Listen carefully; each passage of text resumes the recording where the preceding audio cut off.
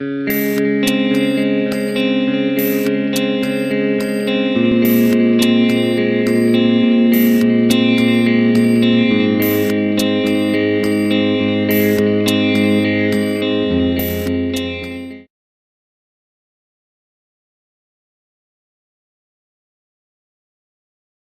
días, mi nombre es Dante Apolín Mesa, soy profesor de Derecho Procesal en la Pontificia Universidad Católica del Perú y en esta ocasión he sido invitado por la Asociación Civil Ius et Veritas para comentar el tema de la acumulación de pretensiones. Pues bien, abordaremos este tema respondiendo a tres preguntas. Primero, ¿qué es la acumulación de pretensiones? Segundo, ¿cuál es la función de la acumulación de pretensiones? Y tercero, ¿cuáles son los requisitos de la acumulación de pretensiones? Entonces, respondiendo a la primera pregunta, ¿qué es la acumulación de pretensiones? Considero que la acumulación de pretensiones implica una facultad, tanto de las partes como del juez, para formular o substanciar dos o más pretensiones en un proceso. Esto a efectos de que sean sustanciadas en un único procedimiento, ante un mismo juez, a efectos de que sean resueltas en una sola sentencia. Entonces, podemos verificar el fenómeno de la acumulación de pretensiones si es que existen dos o más pretensiones formuladas de manera originaria, esto es, con la demanda, o de manera sobrevenida, lo que se produce cuando el demandado formula pretensiones en su reconvención, cuando un tercero interviene formulando una pretensión procesal propia, e inclusive cuando dos pretensiones procesales substanciadas ante jueces distintos en procesos autónomos se reúnen ante un mismo juez.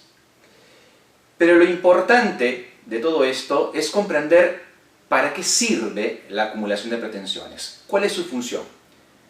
Y esto nos lleva a responder la segunda pregunta. ¿Cuál es la función de la acumulación de pretensiones? Al respecto, la doctrina sostiene que existen dos finalidades: procurar economía procesal y evitar la contradicción de sentencias.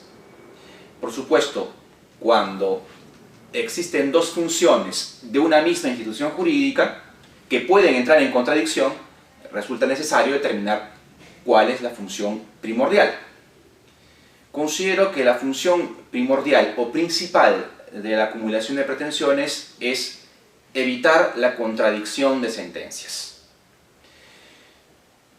Una eventual contradicción de sentencias implica que éstas puedan volverse inejecutables, afectando gravemente la seguridad jurídica.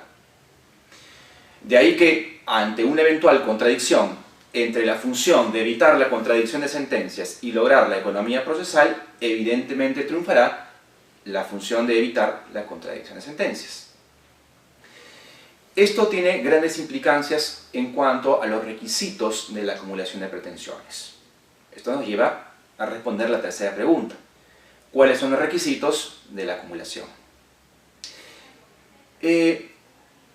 Actualmente los requisitos han sido flexibilizados. La norma procesal exige básicamente tres cosas. Primero, que las pretensiones no sean contrarias entre sí, salvo que hayan sido propuestas de manera subordinada o alternativa. Segundo, que las pretensiones sean competencia de un mismo juez.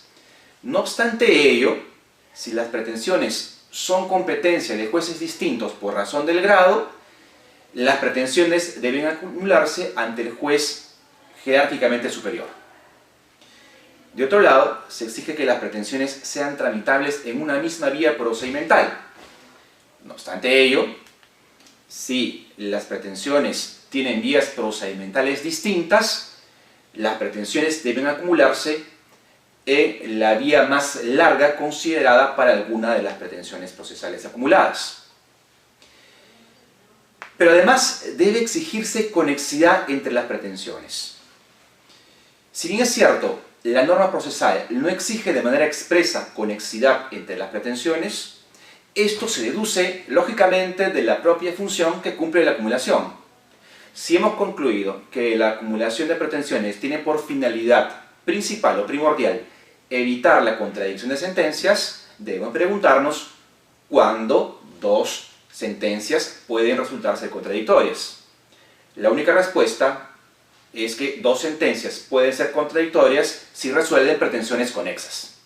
De ahí que la conexidad es un requisito de la acumulación de pretensiones a efectos de que la acumulación cumpla la función para la cual fue creada, evitar la contradicción de sentencias. Si acumulamos pretensiones que no son conexas, estamos seguros que esto no solamente va a generar problemas con la economía procesal, sino que además volverá inútil a esta institución. De ahí la importancia de abordar el fenómeno procesal, las instituciones procesales, desde una perspectiva funcional, a efectos de contribuir, en este caso concreto, a la seguridad jurídica y a la eficacia de las situaciones jurídicas subjetivas. Eso es todo. Agradezco a la Asociación Civil Jus et Veritas por la invitación e invito a que sigan la página web Jus 360.